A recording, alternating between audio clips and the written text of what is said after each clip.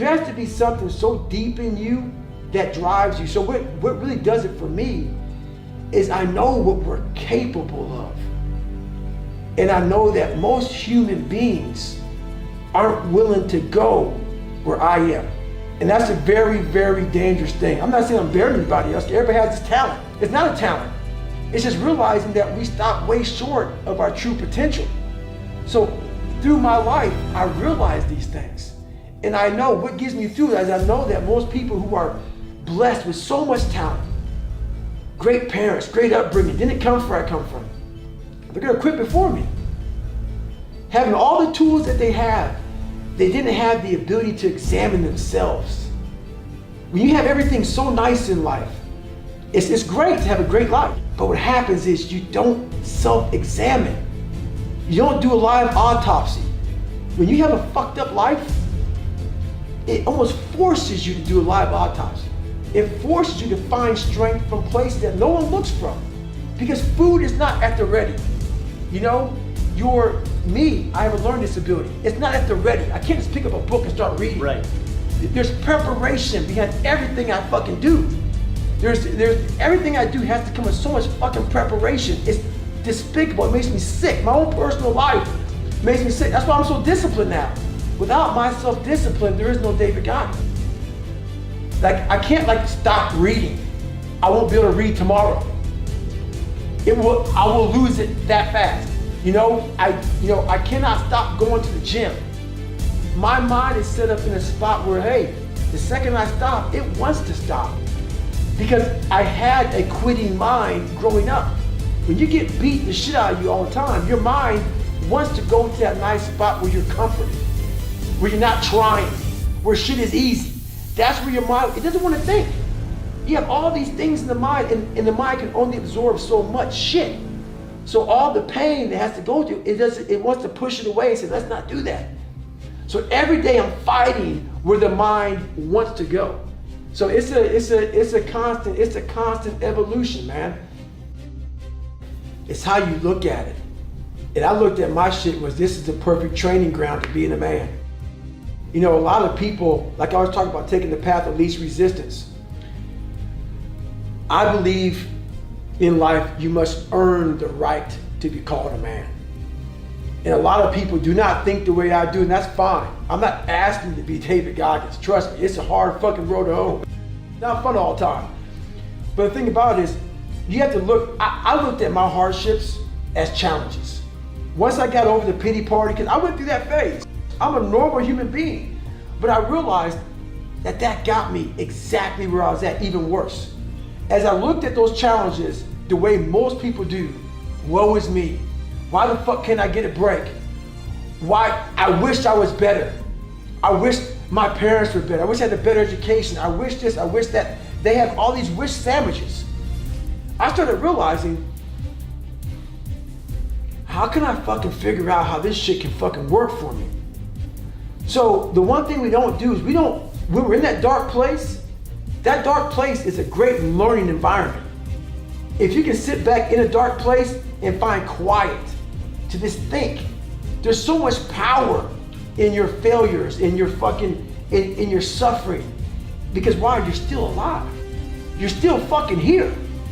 So you gotta look at that shit as, my God, man, this is power, man. Like, now I gotta flip this shit. How many men will be able to do what I'm about to do, what I'm about to try to do? Like, literally, what gave me strength was when I was at the worst of my worst.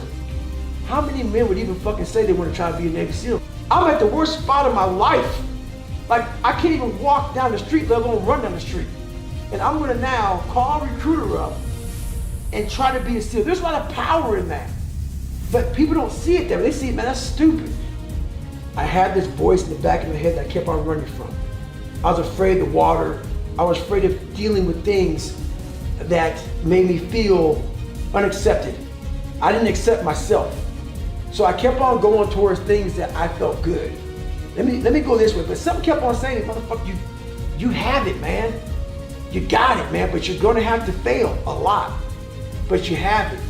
And like I said, that voice kept on haunting me, but that voice kept on saying, if you face it, you realize it's not that bad. My biggest fear in life is if there is a final resting place in this world, and there's a final judgment, and you talk to something much bigger than you.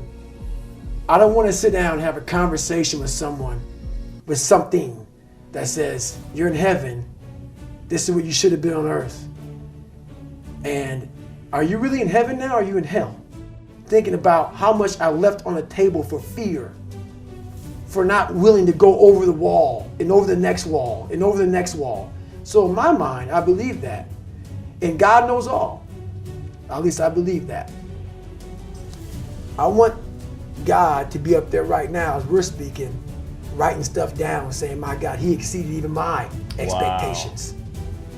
That's how I live my life. I now know that there is no cap on the human mind. There's no cap. We cap it ourselves. A lot of us are going through fucking hell. Maybe not as bad as me, maybe worse than me. But they don't know how to express it because we're supposed to live in a fucking world where we have to talk a certain way. We have to walk a certain way. We have to act a certain way. A kinder, gentler world.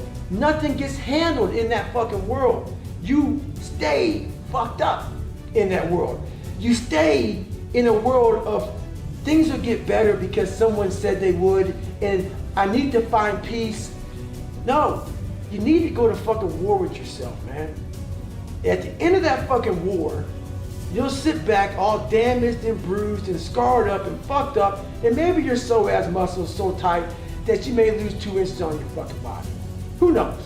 But then that fucking war, you're gonna sit back on a couch, maybe have a fucking glass of water. If you drink a beer. The war may be 30 fucking years, but when it ends, you will know what the fuck it's all about then. And then you'll find your fucking peace. You'll find your fucking peace then. But until then, you'll always be searching to find that nice, kind book that guides you beyond all your personal suffering and shit. That miracles your fucking ass to peace. It doesn't happen, man. Maybe it does for some people, but you're just scratching the surface of real life. I saw a Rocky train in the movie, but I see what I went through in real life. That movie's a fraction. That all those movies I watched that inspired me, they're all fractions of the real work I put into my life. And I don't ever talk about it enough. The amount of work I put into being who I am, I don't have enough time in the fucking day. Like, I don't talk about it. I don't brag about it. No one even knows about it. Like 99.9% of the shit I did to get to where I'm at today was alone,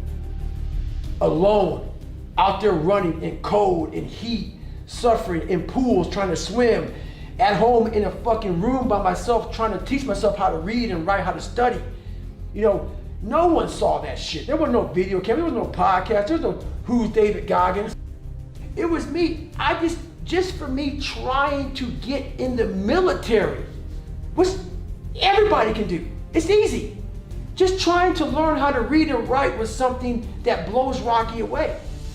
So all these different challenges I've been through in my life, I've easily, you know, I don't look at that movie the same way because I'm proud of what I created, but I'm more proud I created it without an audience, without a cheering squad, without someone like, you know, like you run the Boston Marathon and people love that race. They run so fast because for 26.2 miles, there's a motherfucker just, come on man, you got it, you can do it.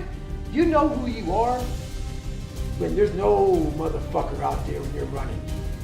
And you're at mile 75, a 150-mile race, ain't nobody cheering for you. You're broken, you're fucking defeated. It's you and you alone in your fucking head. And I stayed that way for the better part of 30 fucking years, trying to figure this shit out. And once you figure it out, you look at everybody, hey, so you're all broken now. You know, is that how you want to be? Yep. If you can feel, if I can put my brain in your fucking head, you said the same fucking thing. You would no longer think I was fucking crazy. You no longer think I was sadistic. You realize, motherfucker, this guy found it.